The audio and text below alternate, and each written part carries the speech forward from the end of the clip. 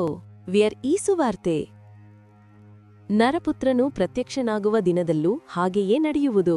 ಆ ಕಾಲದಲ್ಲಿ ಯೇಸು ತಮ್ಮ ಶಿಷ್ಯರಿಗೆ ಹೀಗೆಂದರು, ನೋವನ ಕಾಲದಲ್ಲಿ ನಡೆದಂತೆಯೇ ನರಪುತ್ರನು ಬರುವ ಕಾಲದಲ್ಲೂ ನಡೆಯುವುದು. ನೋವನು ನಾವೆಯನ್ನು ಹತ್ತುವ ದಿನದ ತನಕ ಜನರು ತಿನ್ನುತ್ತಾ ಕುಡಿಯುತ್ತಾ ಇದ್ದರು, ಮದುವೆ ಮಾಡಿಕೊಡುತ್ತಾ ಇದ್ದರು. ಜಲಪ್ರಳಯ ಬಂದು ಎಲ್ಲರನ್ನೂ ನಾಶ ಮಾಡಿತು.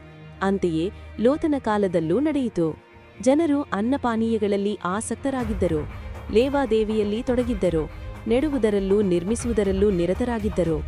ಲೋತನು ಸೊದೋಮ್ ಊರನ್ನು ಬಿಟ್ಟು ತೆರಳಿದ ದಿನದಂದೇ ಆಕಾಶದಿಂದ ಅಗ್ನಿ ಮತ್ತು ಗಂಧಕದ ಮಳೆ ಸುರಿದು ಎಲ್ಲರನ್ನೂ ನಾಶಮಾಡಿತು.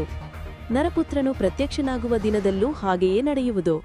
ಆ ದಿನದಲ್ಲಿ ಮಾಳಿಗೆ ಮೇಲಿರುವವನು ಮನೆಯಲ್ಲಿರುವ ಸರಕು ಸಾಮಗ್ರಿಗಳನ್ನು ತೆಗೆದುಕೊಳ್ಳಲು ಕೆಳಗಿಳಿಯದಿರಲಿ, ಹೊಲದಲ್ಲಿರುವವನು ಮನೆಗೆ ಹಿಂದಿರುಗದಿರಲಿ. ಲೋತನ ಪತ್ನಿಗಾದ ಗತಿಯನ್ನು ನೆನಪಿಗೆ ತಂದುಕೊಳ್ಳಿರಿ. ಯಾರು ತನ್ನ ಪ್ರಾಣವನ್ನು ಉಳಿಸಿಕೊಳ್ಳಲು ಇಚ್ಛಿಸುತ್ತಾನೋ ಅವನು ಅದನ್ನು ಕಳೆದುಕೊಳ್ಳುತ್ತಾನೆ.